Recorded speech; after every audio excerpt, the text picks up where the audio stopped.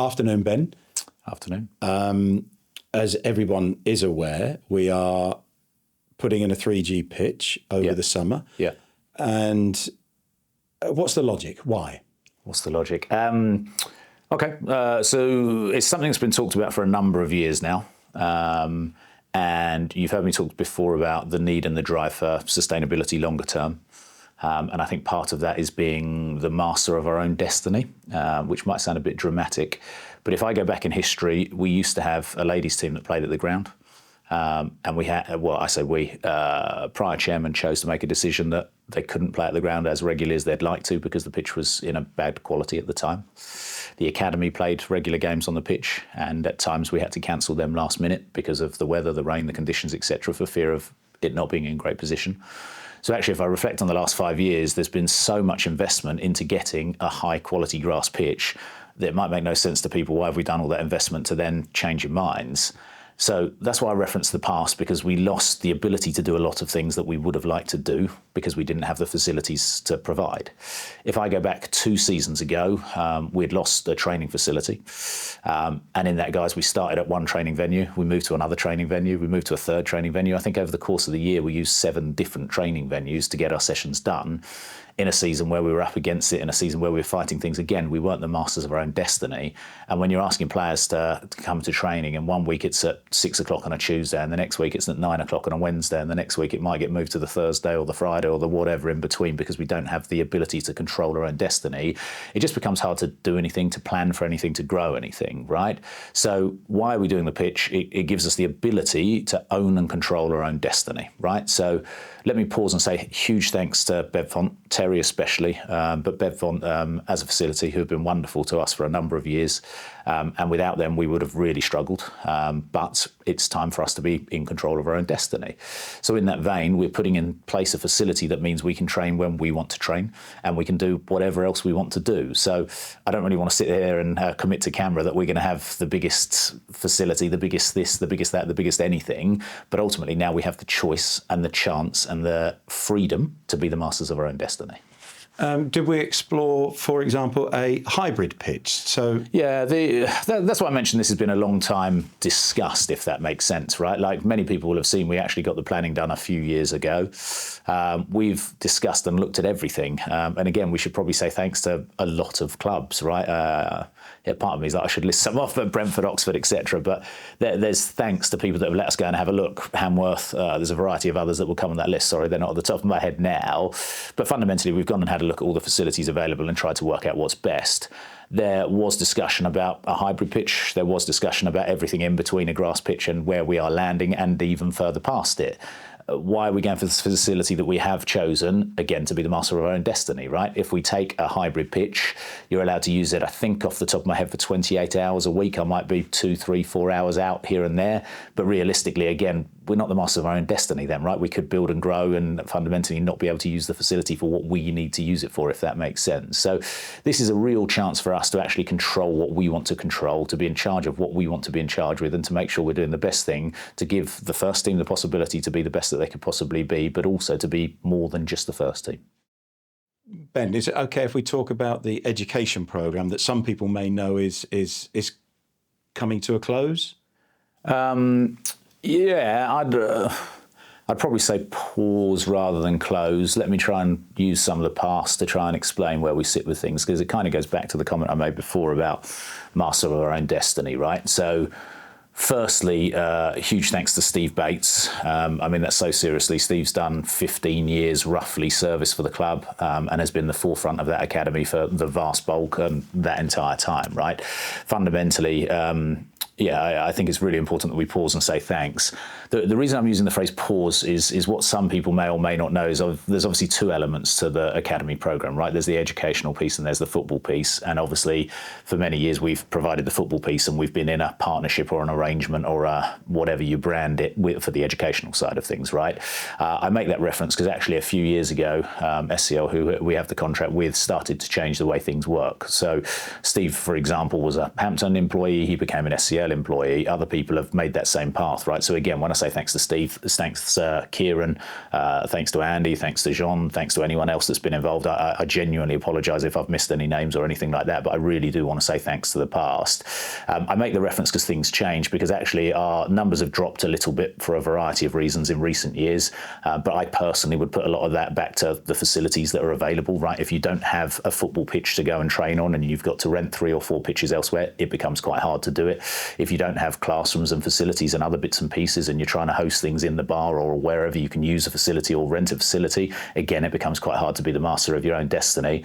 So the reason I said pause is the truth on kind of an announcement. In theory, we sort of lost the academy a couple of years back when it moved across to the SCL side of things, right?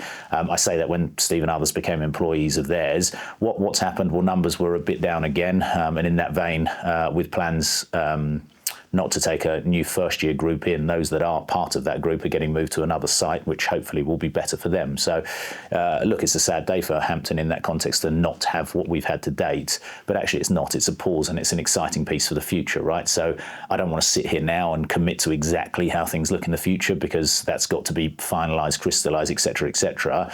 But when our facility's up and running very quickly, there will be something up and running, right? There will be more on this in the future. There'll be updates on it in the future. But once we've got the ability to be the master of our own destiny, we've got the ability to do things right, if that makes sense. So I think the important part here is thank you to everyone that's been involved in the past. I genuinely mean that from the bottom of our hearts, and thank you from everyone at Hampton for what you've done. But the future will be clearer in the not too distant future when we work out where everything sits now, once we've got the ability to, based on us having our own facilities and other bits and pieces. 26-27 season tickets have recently gone on sale, and prices have been frozen. Yeah. Which hopefully people are over the moon about. I know it sounds silly to say hopefully. The logical movement here is prices go up, because we've got a group of investors that own the club that are putting in a lot of money to try and continue to build what we are and to continue to grow what we are. I've talked a lot about sustainability, and I've talked a lot about people needing to play their part as part of that. So the logical move is the prices go up, right? So I really hope people can see the gesture and the desire for the engagement with the local community that we've talked about so frequently. Prices are frozen. Prices are already cheap in comparison to a lot of other clubs in our league, and prices will continue to be cheap and actually are frozen. I think it's a huge statement about what we're trying to do, what we're trying to build, how committed the investors are to getting us there and to getting people into the ground in the first place. We want a bigger crowd as possible every week. We want to get behind the boys. We want to cheer and shout and scream and enjoy our time as Beavers fans. I know the fact that prices are frozen is terrific, but am I right in thinking that we're looking at other benefits to have a season ticket? We are. I mean, if I'm honest, I don't really want to answer that question because I don't want to commit to something that we can't definitely do. And that's the hard part, right? Like, of doing updates full stop. Why don't we do things quickly? Well, we'd like to, but we don't want to say something and then take it away again in the future, right? So is there a plan for further premiums for having a season ticket? Very hopefully is my response to that. Am I going to commit to anything right now? No, but it's definitely something that's talked about on a regular basis, I guess, is my answer. And just while we're on the sort of like the pre-season sort of like season ticket mood, how is the pre-season going? Actually, that fits in nicely with my comment on not wanting to commit to stuff, right? I think pretty much every year for many years we sit here and people say, why haven't you announced pre-season? We find out about all our games from the Oppo, right?